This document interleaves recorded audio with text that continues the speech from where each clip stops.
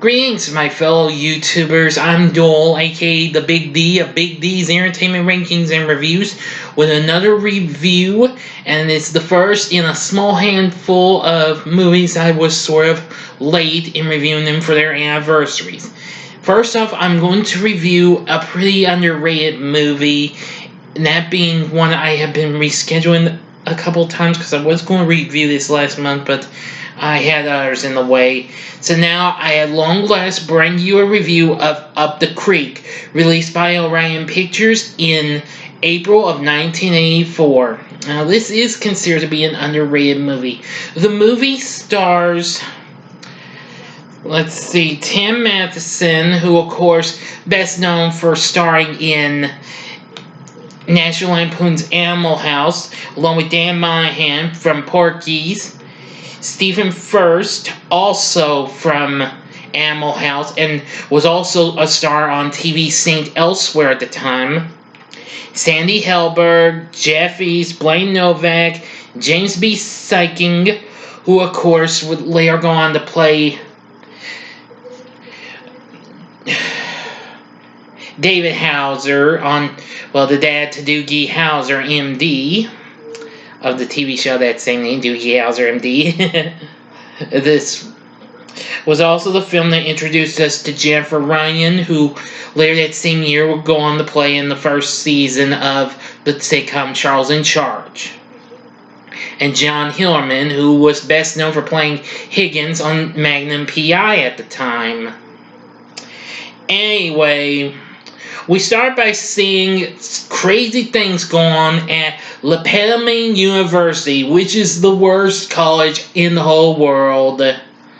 And soon the campus patrols rounding up these four losers. Here, Bob McGraw, played by Tim Matheson. Max, played by Dan Monahan, who is just trying to get himself a day with his gal pal, but just doesn't do it and gets broken off.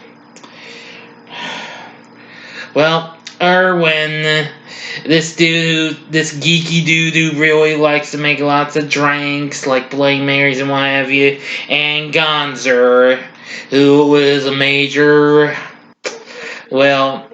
food lover. Anyway, they are soon brought to Dean Burge, played by John Hillerman, and, he can get them some perfectly good scholarships because he wants to use the records of McGraw's checkered past as a means of blackmail to get them to compete in a rafting competition, and tells him, "You're not at the bottom of the list, you are the bottom of the list." Yeah, and offers him and his three companions degrees in the major of their choice as additional incentive. Anyway, they take the chance, but they got big competitors with these four rich creeps of Ivy University. Rex, who's the leader, played by Jeff East. I knew him from several movies. I've seen him in Superman and also in Pumpkinhead, along with three others: Roger, Reggie, and Rocky. But apparently, he soon gets jealous that Bob, as his now ex-gal pal, Heather Merriweather, breaks off with him because he and his pals are playing with other hot chicks. And, soon she falls for Bob, and, soon Rex gets revenge and beats him up and everything, and soon, it's a big grudge match. And if that wasn't enough, the leader of a military university that had won the rafting competition for a few years, Captain Braverman, tries to sabotage all sorts of rafts, but Bob eventually makes one of his plans backfire, and soon Well, the guy who the Ivy students actually meet, give me a second. Let's see. Well, an old Ivy alumnus, Dr. Roland Tozer, tells Braverman and his crew that they're disqualified because of what they've done. So now they're going to get revenge on Bob as well. So, evidently they do things, but the Ivy Boys keep messing around with them, trying to blow their raft with a remote control airplane and a little dart that was like a time bomb. Oh boy. Also along for the ride is, well, Bob's canine, Chuck the Wonder Dog, who is played by Jake, which, a fun fact, that's actually the same dog who would play Kincaid's dog in Nightmare on Elm Street 4, The Dream Master. Yep, you better believe it. I didn't know that until I found out. And Frank Welker does the vocal effects for the dog. It was a major comic relief. Now, probably one of the best parts is, well, after the first round at nighttime, Bob and his crew really break in on the Ivy Boys, and, well, they get revenge on now. Yeah, and once, oh boy. This is just so much fun. Once Max Irwin Gonzer really give it to the guys, and Bob Rickson is like, well, what is this, a meeting of the assholes of America? Boy, I gotta say, Rex was surprised at seeing him. Like, hey, we missed you guys. And like, we didn't miss you, you jerk jumping on the hunter. It's like, now hurry up, put down. Trying to get his macro on, really gets, but Bob really gives it to him now. And so after they make it out, well, big explosion about to occur from all this mechanical stuff in there, in the suitcase, this big suitcase that tells her hands for them. Well, Bob and the boys, well, Irwin's just watching, and so the other three and Chuck managed to pull down, and boom, goes up. Well, other raptors soon get knocked out, not just for the rapids, but by the explosion and what have you. And only the Padme and Ivy and Braverman's team trying to get back in it.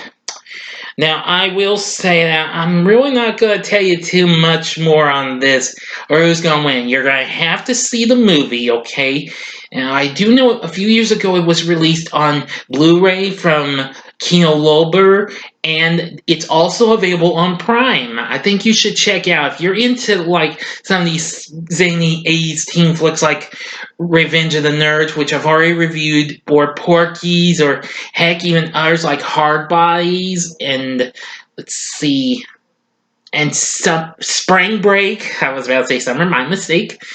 Yeah, I think you'll enjoy Up the Creek. You don't hear much about this flick, but like I said, I think you'll really like it. The soundtrack's pretty good too. The title track was done by the band Cheap Trick, but unfortunately, it's one of their least favorite songs, and they don't perform that much, and I completely understand.